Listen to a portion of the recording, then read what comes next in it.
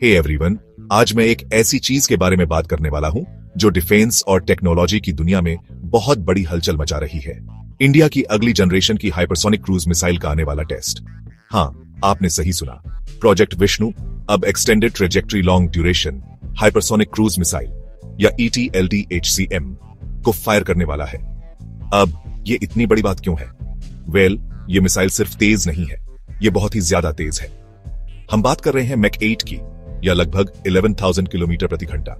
ये इतनी तेज है कि इसे रोकना लगभग नामुमकिन है, और इसकी रेंज भी है 1500 किलोमीटर। इसका मतलब है कि अगर आप इसे दिल्ली से लॉन्च करते हैं तो ये कुछ ही मिनटों में किसी भी पड़ोसी रीजन में पहुंच सकती है। लेकिन इसका जादू सिर्फ स्पीड में नहीं है।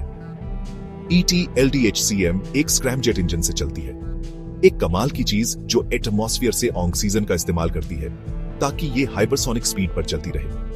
पिछले साल ही DRDO ने इस इंजन का 1000 सेकंड का ग्राउंड टेस्ट सफलतापूर्वक किया था। ये इंडियन साइंस के लिए एक बहुत बड़ी अचीवमेंट है। पेलोड की बात करते हैं, ये मिसाइल 2000 किलोग्राम तक ले जा सकती है, और वो या तो कन्वेंशनल एक्सप्लोसिव्स हो सकते हैं या एक न्यूक्लियर वॉरहेड भी। इसकी फ्लेक्सिबिलिटी बहुत कमाल की है और ये बहुत मजबूत बनी है। हम बात कर रहे हैं हीट रेसिस्टेंट और ऑक्सीडेशन प्रूफ मटेरियल की, जो आसमान में 2000 डिग्री सेल्सियस से ज्यादा के टेम्परेचर को झेल सकते हैं।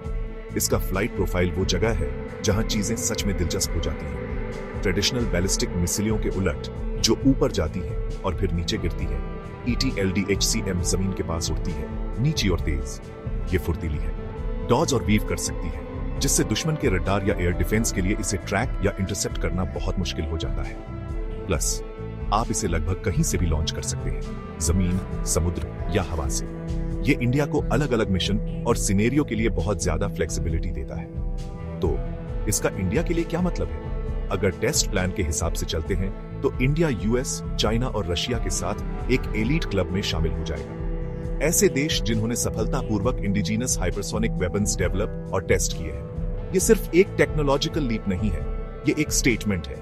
ये इंडिया की स्ट्रेटेजिक डेटरेंस को बढ़ाता है और देश को किसी भी संभावित कॉन्फ्लिक्ट में एक नया एज देता है।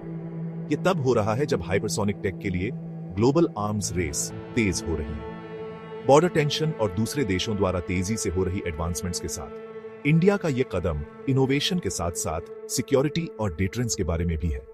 तो नजर बनाए रखें, प्रोजेक्ट विष्णु इंडिया की डिफेंस क्षमताओं के लिए गेम बदल सकता है।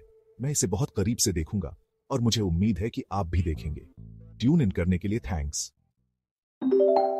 Thank you.